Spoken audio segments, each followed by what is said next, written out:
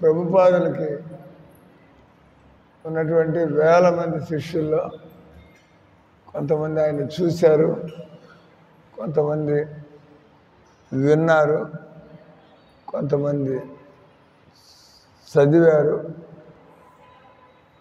అందరికీ ప్రభుపాదుల వారితో ప్రత్యక్షంగా కొంతమంది సీనియర్స్ ఆయనతో పాటు ఎప్పుడు ఉంటే పనిచేయడం, ఆయన చెప్పినట్లుగా పనిచేయడం, రకరకాలు. వాళ్ళందరూ కూడా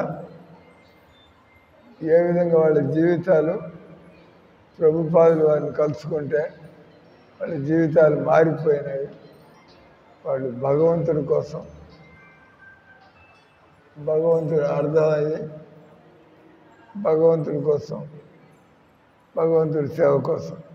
ఈరోజు మనం పొద్దున కొంత చదివాం.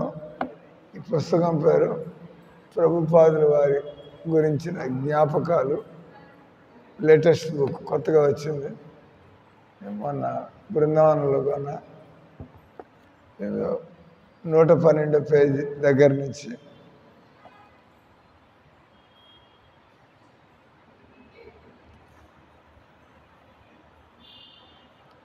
భక్తి పవన జనార్దన్ స్వామి అని నాకు గుర్తుంది. నేను ఒకసారి ప్రభుపాదతో పాటు నేను నడవడానికి వెళ్ళాను. నేను ప్రభుపాదుల వారి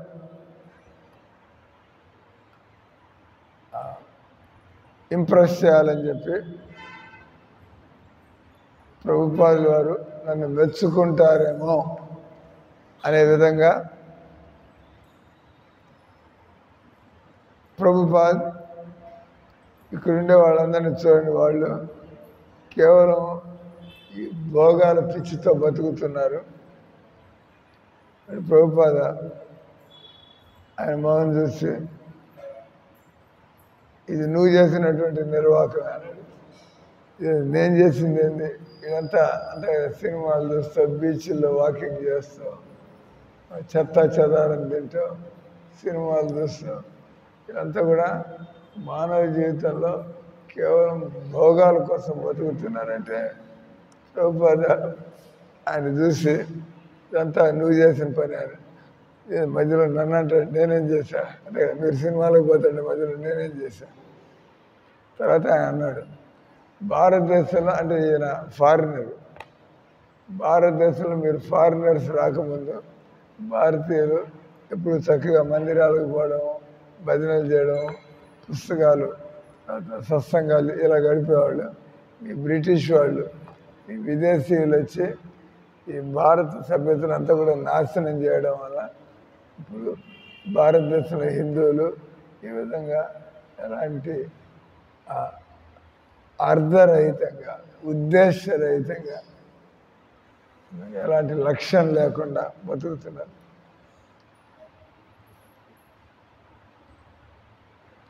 తర్వాత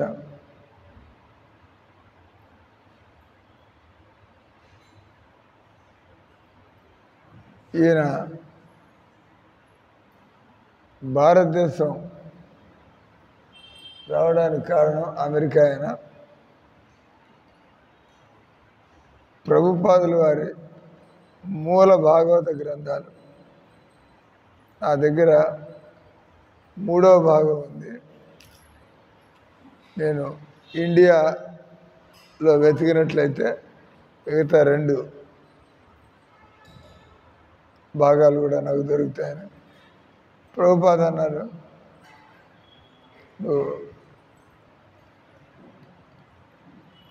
మా అబ్బాయిని కలుసుకో, బృందావన్ దాస్, ఆయన భాగవతాలు వితరణ చేసేవాడు. ఆయన దగ్గరికి వెళ్తే ప్రభుపాదుల వారి కొడుకు బృందావన్ దాస్, ఆయన మొదటి వాల్యూమ్ ఇచ్చాడు. తర్వాత రాధా దామోదర మందిరం, అక్కడ ప్రభుపాదుల వారు ఉన్న రూములో వెతికితే అక్కడ 2వ భాగం కూడా, అక్కడ 2 కాపీలు. ప్రభుపాదతో ఈయన అన్నాడు, ప్రభుపాద మీకు తెలుసా, మీ రూమ్లో రెండో భాగం 2 పుస్తకాలు ఉన్నాయి అక్కడ. నేను ఈ మాట పూర్తి చేసే లోపలే ప్రభుపాద అన్నారు, ఆ రెండిట్లో ఒకటి నువ్వు తీసుకోవచ్చు అని చెప్పి. కాబట్టి ఇప్పుడు నా దగ్గర ప్రభుపాదుల వారి యొక్క మొదట రాసిన 3 భాగాలు నా దగ్గర ఉన్నాయి. ప్రభుపాదని సంతకం చేయమని చెప్పి నేను అడిగాను.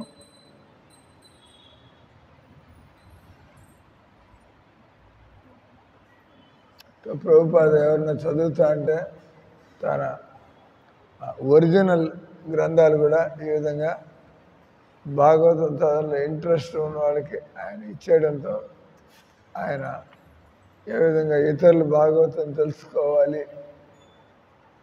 అనే ఉత్సాహం ప్రభుపాదకు ఉందో నాకు అర్థమైంది. రవీంద్ర స్వరూప్ ఆయన అంటున్నాడు ఇంకో విషయం. నేను ప్రభుపాదుల వారితో మాట్లాడేప్పుడు నాకు నేర్చుకున్నటువంటి విన్నటువంటి ఒక ముఖ్యమైనటువంటి విషయం, అది నేను ప్రభుపాదతో పాటు విమానాశ్రయాల్లో తిరుగుతున్నప్పుడు ఆయన విమానం దిగి వచ్చేప్పుడు కాదు, ఆయన విమానం ఎక్కి వెళ్ళిపోయేప్పుడు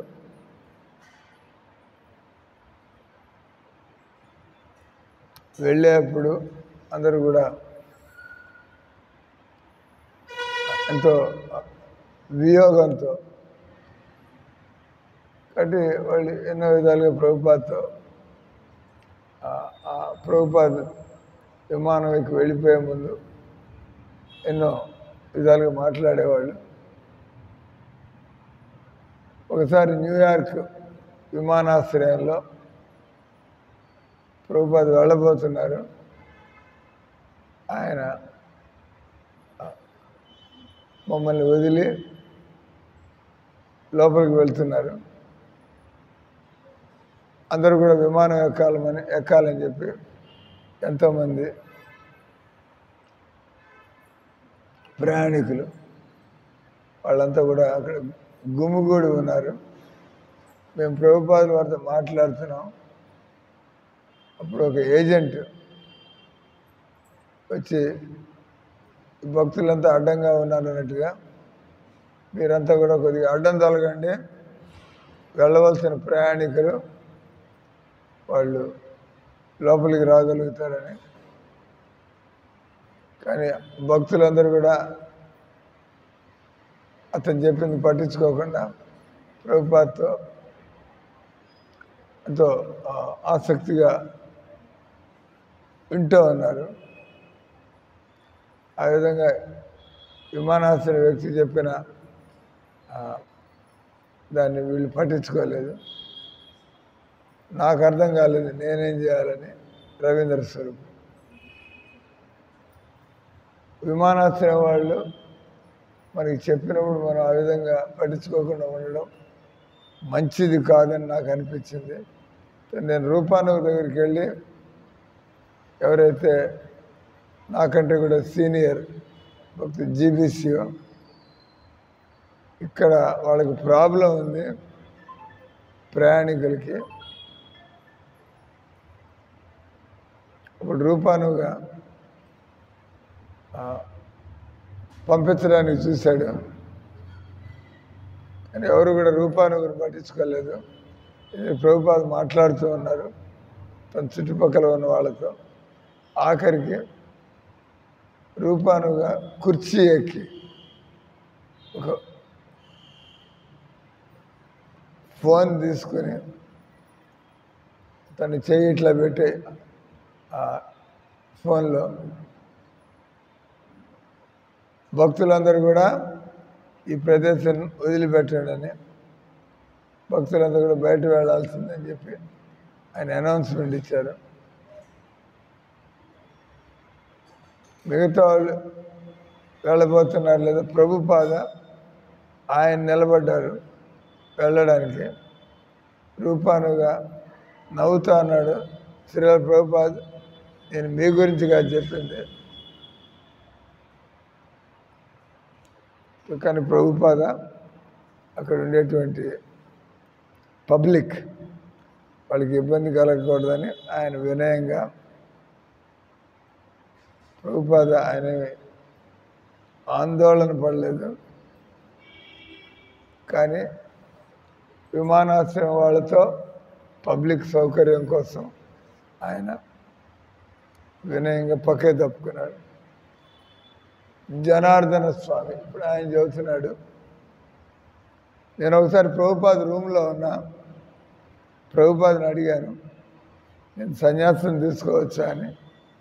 ప్రభుపాద వెంటనే అన్నాడు, నువ్వు సన్యాసం ఎందుకు తీసుకోవాలనుకుంటున్నావు అని.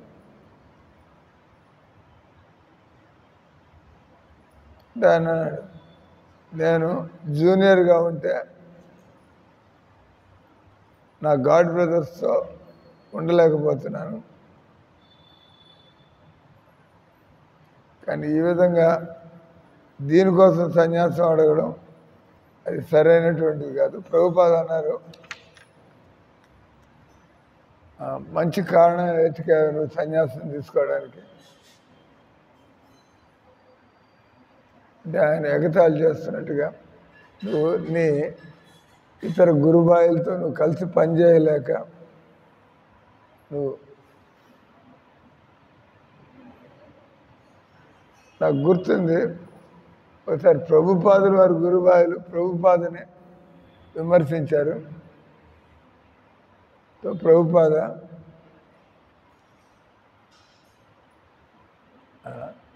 అనిపించింది నేను ప్రచారం చేయాలనుకుంటుంటే నా గురుబాయిలు దాన్ని గుర్తించటం లేదని. అది కాకుండా ప్రభుపాద శ్రీధర్ మహారాజు గురించి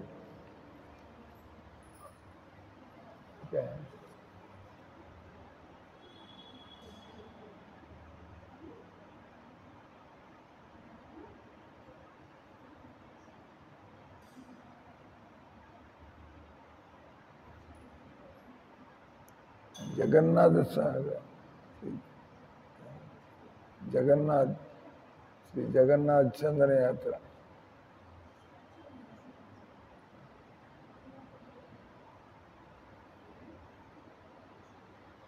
జగన్నాథ స్వామి చందన యాత్ర పర్వాలేదా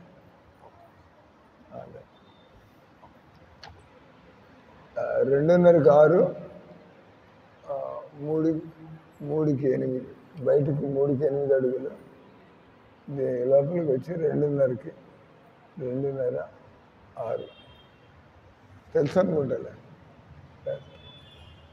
మందిరం లోపలికి ఒకటి బయటకు ఒకటి అలాగే.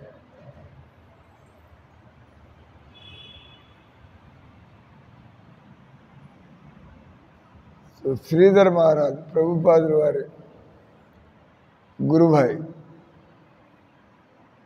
ప్రభుపాద నన్ను శ్రీధర్ మహారాజు ఆయన మఠానికి పంపించాడు ప్రోగ్రాంకి.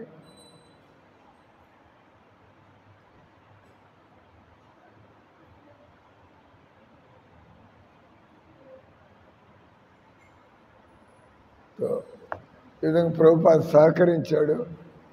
తన గురుబాయిలకి ఎప్పుడైనా భక్తుల ప్రోగ్రాంకి భక్తులు అవసరం ఉంటే నేను శ్రీధర్ స్వామి కూడా తాను చేయలేకపోయినా ఏ విధంగా ప్రభుపాద ప్రపంచం అంతా కూడా సనాతన ధర్మాన్ని కృష్ణ భక్తిని ఆయన వాళ్ళు కొంతమంది విమర్శించిన అంతమంది ప్రభుపాదుల గొప్పతనాన్ని వాళ్ళు గుర్తించారు.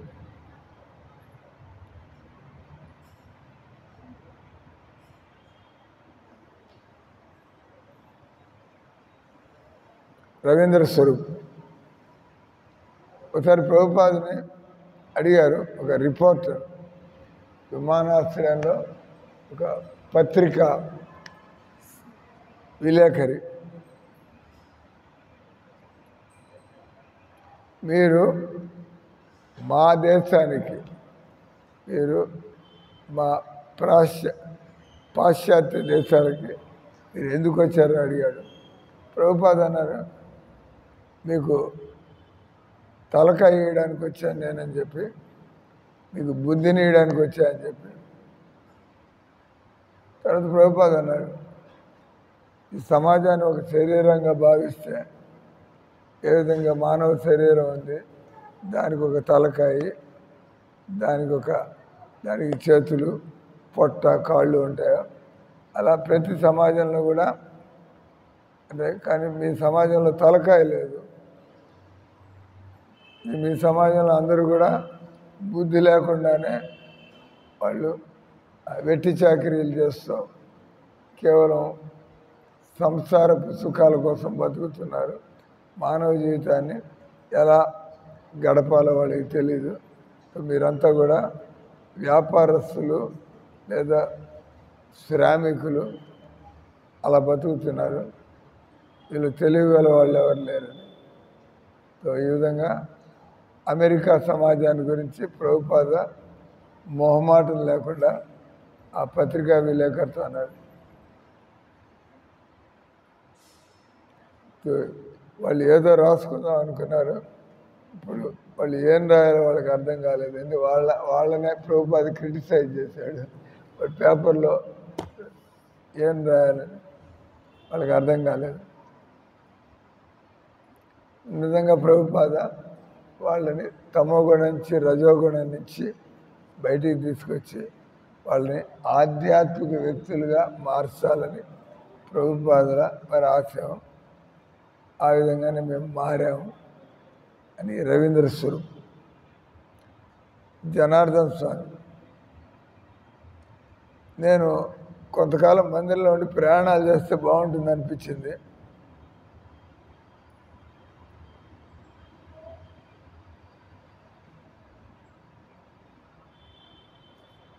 మందిరాల్లో పుస్తకాలు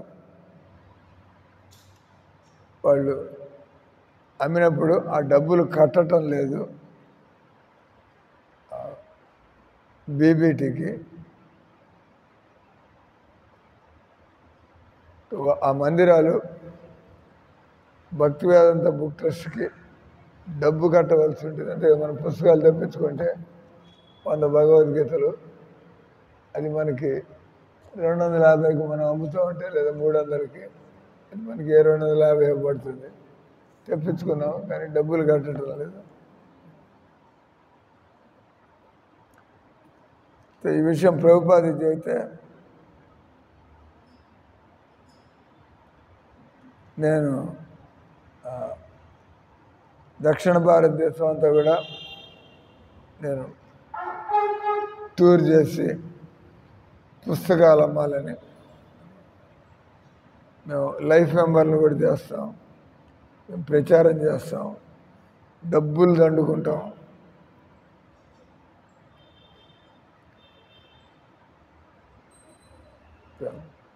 అందుకని ఆయన ప్రభుపాద అట్లా అన్నారు, మా ఖర్చులు పోయిన తర్వాత ఆ డబ్బును డైరెక్ట్గా మీకు పుస్తకాల కోసం పంపిస్తాను. మా ఖర్చులు చాలా తక్కువగానే ఉంటాయి కాబట్టి మందిరాలు ఇవ్వవలసిన డబ్బులు మేము కట్టగలం అని చెప్పి ప్రభుపాదగా ఆలోచన నచ్చింది. బాంబే మందిరానికి జీపులు ఉన్నాయి. ప్రభుపాద అన్నాడు, నువ్వు బాంబేని కాంటాక్ట్ చేయి, నీకు ఒక జీప్ ఇవ్వమని చెప్పి వాళ్ళకు జీప్ ఇచ్చారు. రవీంద్ర స్వరూప్ అంటున్నాడు. ఇప్పుడు మళ్ళీ ప్రభుపాద ఫిలడెల్ఫియాకి, అమెరికాలో ఫిలడెల్ఫియాకి వచ్చినప్పుడు ఒక ప్రొఫెసరు ప్రభుపాదతో కలుసుకుని మాట్లాడడానికి వచ్చాడు. ఆయన పేరు టామ్ హాప్కిన్స్. ఆయన మొట్టమొదటి ఎంతో చదువుకున్న వాళ్ళలో మొదట్లో వచ్చినటువంటి వ్యక్తి. ఆయన ఈ కృష్ణ చైతన్య ఉద్యమాన్ని గుర్తించాడు. ఆయన హిందూ శాస్త్రాల్లో ఆయన విద్వానుడు. ఆయన న్యూయార్క్లో భక్తులు అక్కడ ఇక్కడ చూశాడు. వాళ్ళందరూ కూడా మామూలు అమెరికా వాళ్ళలా కాకుండా అంత క్రమశిక్షణతో పవిత్రంగా బతకడం చూసి ప్రభుపాదుల మీద ఆయన యొక్క శ్రద్ధ పెరిగింది. అమెరికాలో ఆయన ప్రభుపాదుల వారి గురించి చక్కటి సందేశాలు యూనివర్సిటీలో చెప్పేవాడు. టామ్ హాప్కిన్స్ ప్రభుపాది ఏ విధంగా ఇంత కుర్రవాళ్ళని ఏ విధంగా భగవంతుడి పిచ్చిలో పడేశాడు, ఆయన ఆశ్చర్యపోయాడు. తర్వాత ప్రభుపాద డైరెక్ట్గానే హాప్కిన్స్ ఆయన కలుసుకున్నారు. ఎరంగ తల్లిదండ్రులు డాక్టర్లు ప్రభుపాదని విమర్శిస్తూ ఉంటే ఈయన రాసినటువంటి ఈయన యూనివర్సిటీలో ప్రొఫెసరు ప్రభుపాదుల వారు ఈ అమెరికా యువతకి ఎలాంటి డ్రగ్స్ లేకుండా మంచి మార్గాన్ని చూపిస్తారు.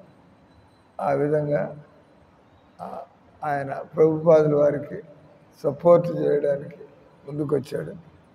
ఒకసారి మేము న్యూ బృందావనం అడవుల్లో తిరుగుతున్నాం. ప్రభుపాద చెట్ల మధ్యలో వెళ్తాం. ఈ అడవి అనేటువంటిది సూర్యరశ్మికి ఇంకొక రూపం అని చెప్పి ఇది అడవిలాగా అనిపిస్తుంది, కానీ ఇది నిజానికి సూర్యప్రకాశం.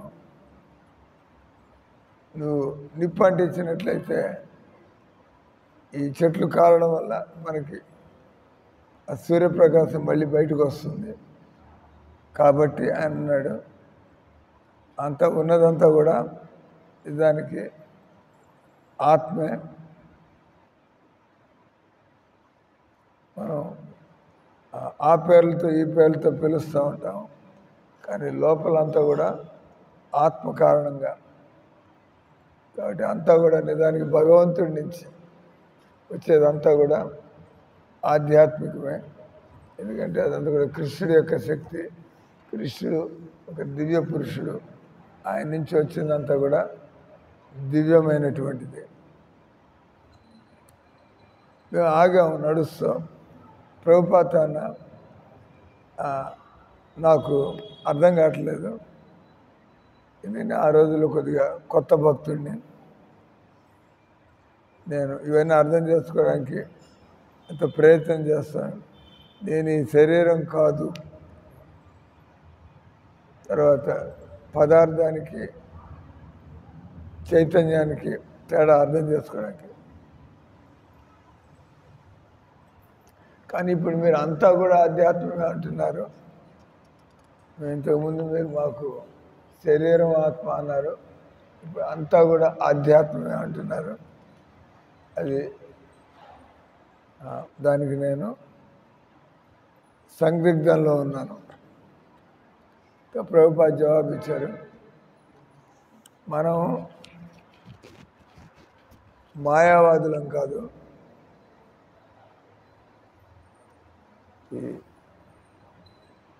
ఆధ్యాత్మంలో కూడా రకాలు ఉన్నాయి. నువ్వు ఈ కృష్ణ చైతన్యాన్ని గమనించినట్లయితే నువ్వు ఒక వస్తువుని తీసుకొని దాన్ని కృష్ణుడి సేవలో ఉపయోగిస్తున్నావు. ఇంకో చోట ప్రభుపాద దీన్ని పదార్థాన్ని అధ్యాత్మం చేయడం అని చెప్పి రీస్పిరిచువలైజేషన్ ఆఫ్ మ్యాటర్ అంటే ఆఖరిలో ప్రతిదీ కూడా ఆధ్యాత్మికమే, భగవంతుడి సేవకు చెందినటువంటి. నీ యొక్క భ్రమలు పోయినాయంటే ఈ శరీరాన్ని కూడా నువ్వు ఆధ్యాత్మికంగానే ఉపయోగిస్తావు. ఈ శరీరంతో చేసే ప్రతి పని కూడా నువ్వు కృష్ణుడి సేవలో ఆ విధంగా నువ్వు ఆధ్యాత్మిక జగత్తుకి వెళ్ళగలుగుతావు. సో ఈ విధంగా నువ్వు వింటావు అంటే ప్రభుపాద ఏ విధంగా ఆత్మ పదార్థం గురించి. మనం మాయావాదులం కాదు. ఆ రకంగా అంతా ఒకటి అనడానికి. నిరాకారవాదులు వాళ్ళు ఏమీ లేదంటారు. కానీ ఈ వస్తువులన్నీ కూడా భగవంతుడి సేవలో వాడితే వస్తువులుగా ఉంటాయి. అంతే కదా. మనం పెన్ను తీసుకుంటే రాస్తాం, కత్తెర తీసుకుంటే కత్తిరిస్తాం. అంతా ఒకటి అంటలేదు, అంతా ఆధ్యాత్మికం. కానీ ఏ వస్తువుని దాన్ని దేనికి వాడాలో దానికి వాడే విధంగా వేరుగానే ఉంటాయి. కానీ అంత కృష్ణుడికి వాడడం వల్ల అవన్నీ కూడా దివ్యమైనటువంటివి. వెరైటీ అనేది ఉంది. అంతా ఒకటని మనం అంటలేదు. అంతా ఒకటైతే గడ్డి, పెంట, బంగాళదుంప అంత పదార్థం. కానీ గడ్డిని ఆవులకు పెడతాము, పెంట పందులకు పెడతాం, మనం పండ్లు మనం తింటాం. ఈ విధంగా భక్తి ఉన్నటువంటి వాడికి ప్రతిదీ ఎలా వాడాలో వాళ్ళకి తెలుస్తుంది వ్యవహారికంగా. నువ్వు ఈ విధంగా ఉన్నట్టయితే ఇక్కడ ఉన్నా కూడా నువ్వు వైకుంఠంలో ఉన్నట్టుగానే.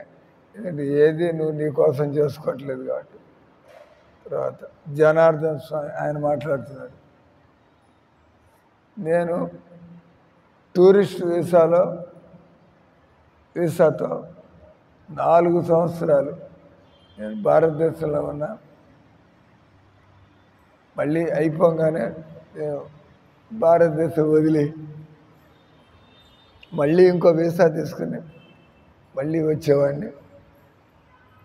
నేను ఈ మాట థాయిలాండ్ పోయి అక్కడి నుంచి వీసా తీసుకుని మళ్ళీ భారతదేశంలోకి రావాలని నేను ప్రభుపాద వారికి చెప్పా. ఆయన అన్నారు, ఒక పని చేయవా, నువ్వు థాయిలాండ్ పోయినప్పుడు అక్కడ వీసా కోసం పోతున్నావు, నువ్వు థాయిలాండ్లో కూడా ఒక మందిరం, ఒక కృష్ణ మందిరం వెళ్ళినప్పుడు ప్రచారం చేసి. ఈయన అన్నాడు, నేను కొద్ది రోజులకే పోతున్నా వీసా కోసమే. వాడు ప్రభుపాద అన్నాడు, బెంగాలీలో ఒక సామెత ఉంది,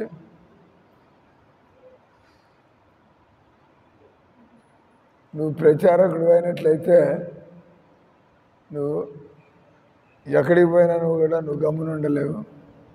బెంగాలీలో ఉంది, ఒక యంత్రం ఉందంటే దాన్ని నరకానికి తీసుకెళ్ళినా అదే పనికి వస్తుంది, దాన్ని స్వర్గానికి తీసుకెళ్ళినా అదే పని. అంటే కత్తెర మీద నరకానికి తీసుకెళ్ళినా స్వర్గానికి కత్తెర పని చేస్తుంది. ఆ రకంగా నవ్వండి. భక్తుడైన అర్థం కావట్లే. ప్రభుపాద అంటే ఎక్స్పర్ట్గా చెబుతున్నాడు ఆయన. నువ్వు భక్తుడు అయినట్లయితే అసలు ప్రచారం చేయమని చెప్పక్కర్లేదు నీకు.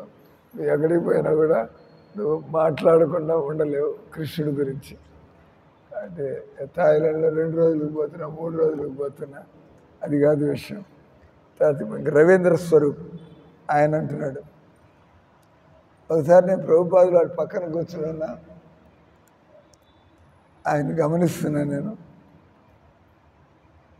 ప్రభుపాదుల వారికి ఆయన రాసిన కృష్ణ పుస్తకమే ఒక భక్తుడు వినిపిస్తున్నాడు. నాకు ఆశ్చర్యం కలిగింది.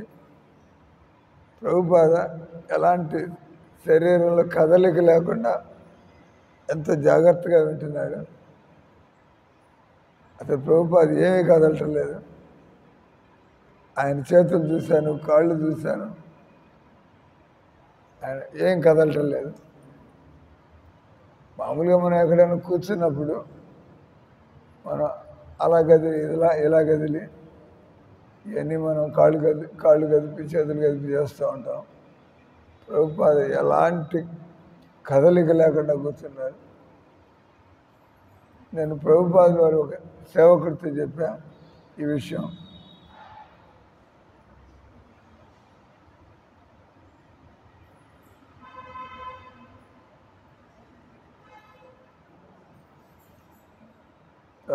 అప్పుడు ఆయన అన్నాడు, నాకు వైండింగ్ చేసే వాచ్, కీ ఇచ్చే వాచ్ ఇచ్చారు, కానీ అది ఎప్పుడు ఆగిపోతూ ఉంటుంది. అది కీ అయిపోగానే ఇక్కడ మనం చూస్తున్నాం ఆయన ఎంత పని చేశాడు. ఆయన కదలిక లేకుండా కూర్చున్నా అంటే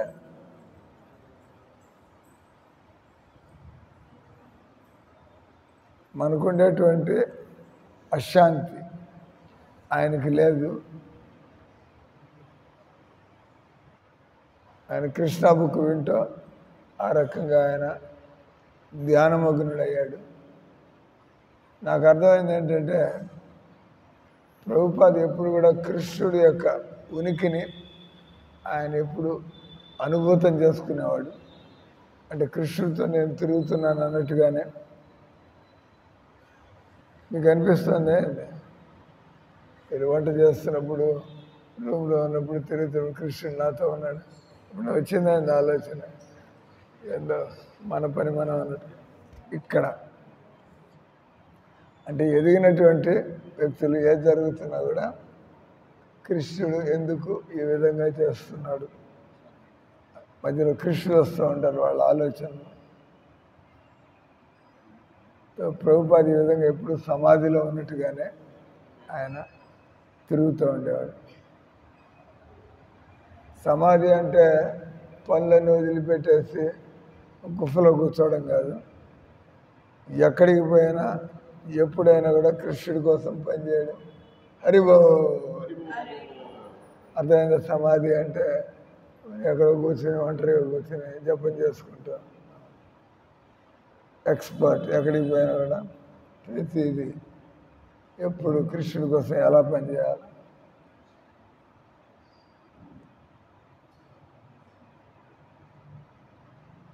మా సంకీర్తనలో భాగంగా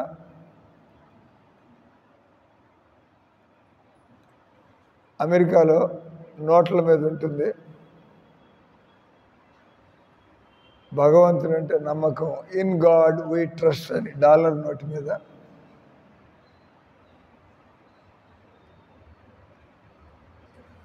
వాళ్ళు పార్టీ పెట్టారు భక్తులు.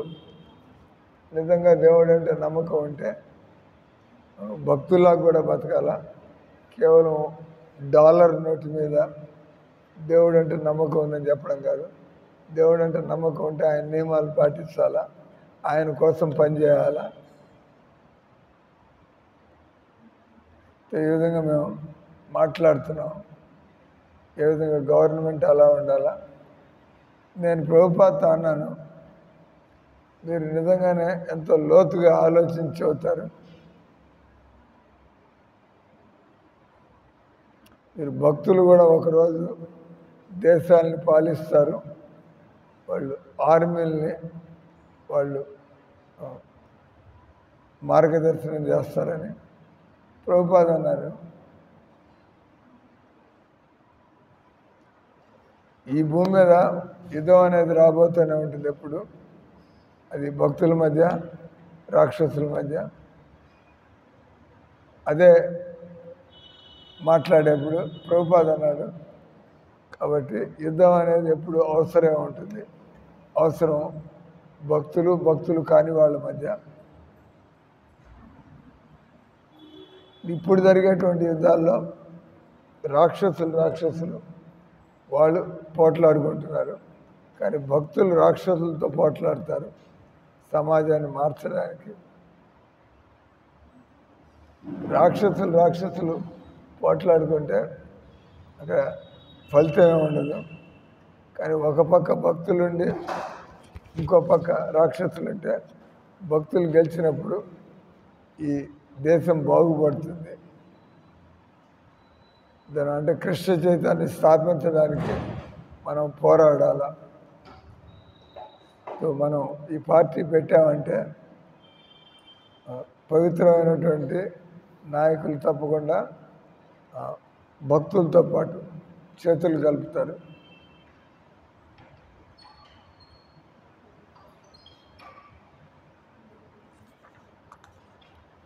ఇది అయిపోగానే ఆఫ్ చేస్తాను.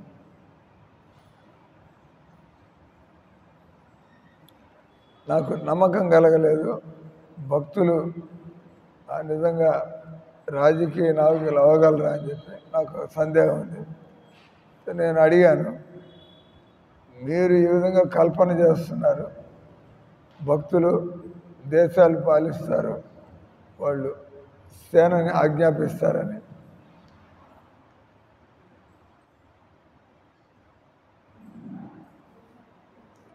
మనం ఆ విధంగా అయినప్పుడు మనం కూడా రాక్షసులుగా మారిపోవచ్చేమో కదా ప్రభుపాద. మనం ఇప్పుడు ఏం లేదు కాబట్టి చక్కగా భక్తుల్లాగా బతుకుతున్నాం. మన దగ్గర కూడా ఈ పవరు, అధికారాలు ఎంత ఇవన్నీ వచ్చినప్పుడు మనం కూడా రాక్షసులు అయిపోతాం.